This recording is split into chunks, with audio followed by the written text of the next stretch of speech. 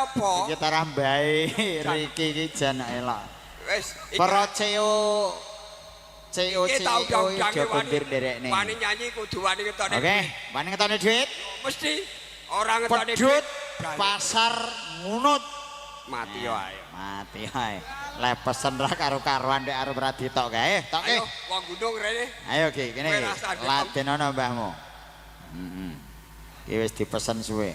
Gawene lagu pedhut pasar ngunut. Ayo.